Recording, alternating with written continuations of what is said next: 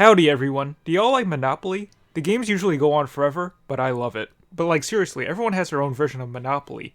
There's a Fall Guys version, even Scott the Woz has his own version. Though I do hate hearing the word Monopoly because it's often associated with either crappy companies or companies that have the potential to become crappy, such as Microsoft. So today, I'm about to ramble about some of the biggest news stories in the gaming space over the past month. I thought January would be a slow month for news, but it wasn't. There were 68 billion reasons why actually, but I'll get to that later on. For now, let's talk about the potential death of a big gaming hallmark. Y'all know E3. It's the Super Bowl for gamers. It's when all these companies get together to show off all their big upcoming games, and usually cover them in false advertising.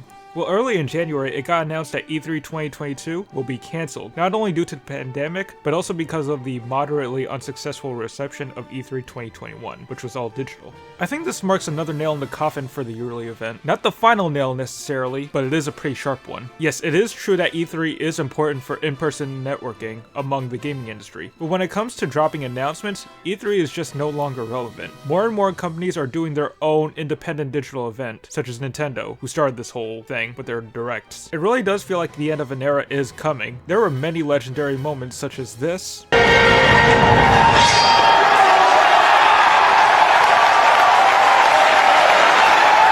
as well as some memorably cringy moments such as this.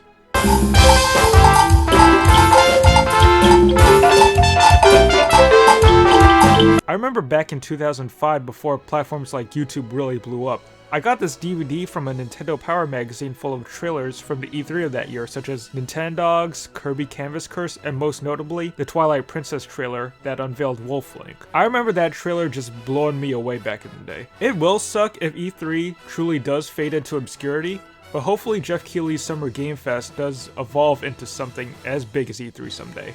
And at least we have Devolver Digital to deliver quality content every year.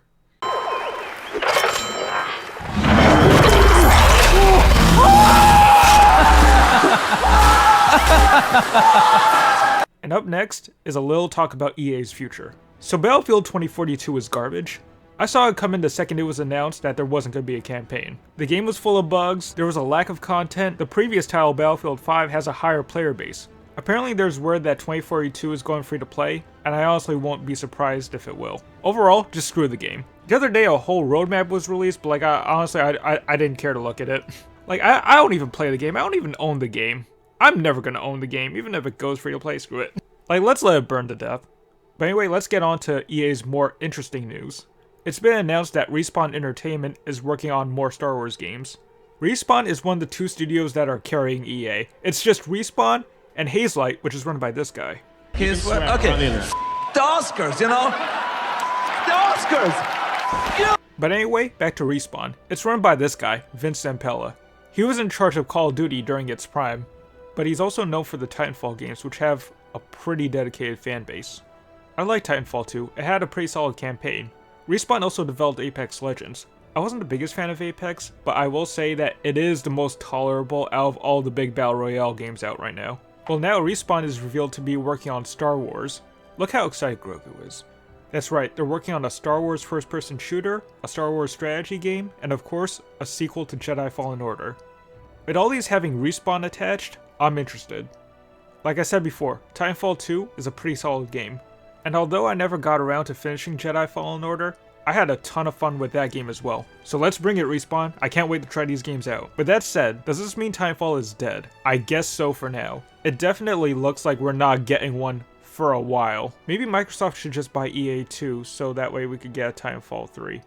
Actually, no, I don't want them to become a... Welcome to Monopoly. But like I said, I'll get to that behemoth later. But for right now, let's move on to some Sony news. Sony unveiled their new headset, predictably called the PlayStation VR 2. I never owned the original PSVR. In fact, I never even owned a VR headset. There just aren't that many games I'm interested in, aside from maybe Half-Life Alyx. But here are some of the features of Sony's new headset. There's an OLED screen, 4K resolution, 120 frames per second, single core setup. I think it's looking pretty good. On top of that, there's eye tracking, so there's no need for a PlayStation camera. And there's new controllers too, so we won't be using that decade-old PS Move controller that was originally used for the PS3 like a decade ago. There are two concerns though. First, what will the game library be like? The only confirmed game is Horizon Call of the Wild, which is something, but I need to know more about it. Maybe Resident Evil Village getting a VR update may convince me, but for now, I'm not entirely sold yet. And also, will we even be able to get one at launch? I got super lucky when it came to getting a PS5, but still, to this day, those things are nearly impossible to find. Sony is manufacturing PlayStation 4s just because of how hard it is to get a PlayStation 5. The whole "we believe in generations" thing is backfiring hard, right, Jim Ryan? Horizon Forbidden West, God of War Ragnarok, and Gran Turismo 7 are all gonna be cross-gen. I don't have a problem with that, but we gotta have some games that are solely exclusive to PS5 eventually. Like, I know we've had like a handful like Ratchet & Clank, Returnal, Demon's Souls, but almost everything is cross-gen right now. But now it's time to talk about a big acquisition. Not the big acquisition, a big acquisition. Sony bought Bungie. They were the original team behind Halo, and then they went on to launch Destiny, which had a rough start, but evolved a lot over the past few years. Honestly, I never cared about Destiny. I got a copy of the game for free at Best Buy a few years ago. I never even bothered to open it up. Then it became free to play. I still never bothered to download it. Though objectively, this is pretty massive, and where this will go is up in the air. At first I thought, will Destiny 3 become a PlayStation exclusive if they make one? Well, here's the answer on Bungie's website. It reads, "No, we want the worlds we are creating to extend to anywhere people play games. We will continue to be self-published, creatively independent, and we will continue to drive one unified Bungie community." So I guess Destiny is going to stay multi-platform. But what I like to see is Bungie bringing back Killzone or Resistance, or just any other IP Sony hasn't touched, like Jak and Daxter or Infamous. Please bring back Infamous. The first two were pretty great. Or at least remaster them. But enough about Sony. Let's finally get to the big one. Phil Spencer is officially Thanos. Microsoft just purchased Activision for the almost nice price of $68.7 billion. To compare, Bethesda was purchased for only $7.5 billion. Everyone at Bethesda is punching the air right now. Jim Ryan is also punching the air a little bit because Sony's stock dropped $20 million. They officially have almost every big FPS franchise, including Halo, Doom, Wolfenstein, Overwatch, and, of course, Call of Duty. And on top of that, they have Crash, Spyro, Tony Hawk, Warcraft, Diablo, and even Candy Crush. Vicarious Visions and Toys for Bob are finally going to be free from the Call of Duty dungeon. The FPS juggernaut will apparently remain on PlayStation. In fact, it was confirmed that COD 2022, 2023, and the Warzone sequel will remain on PlayStation along with the unhinged amount of storage required. The storage is one of the many reasons I rarely buy Call of Duty. Another pro, or possible con, is the situation with the Activision employees. We've been hearing for months about the sexual harassment situation going on at Activision, and so far, the employees are quote-unquote cautiously optimistic. In other words, let's wait and see what happens. Either way, this piece of shit, Bobby Kotick, is out, but leaving with a golden parachute. Fuck this guy! Another concerning thing is that Microsoft is starting to become a... Welcome to Monopoly. At first, they didn't acquire anything all that major. They started off with studios such as Double Fine and Ninja Theory, which are great studios, but they didn't have any major IPs, and now they have two giant publishers.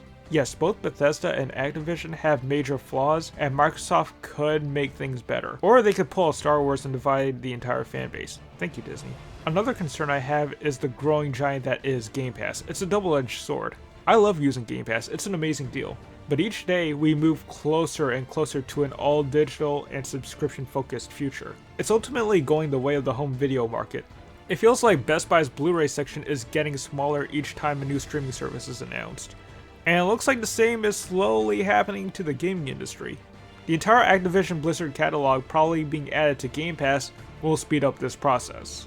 But in the end, I just hope the big three continue to put out high quality games. And who knows, maybe we'll get a $69 million purchase from the big three someday during this real life game of Monopoly. Or maybe, you know, it could happen during an actual game of Monopoly. Nice!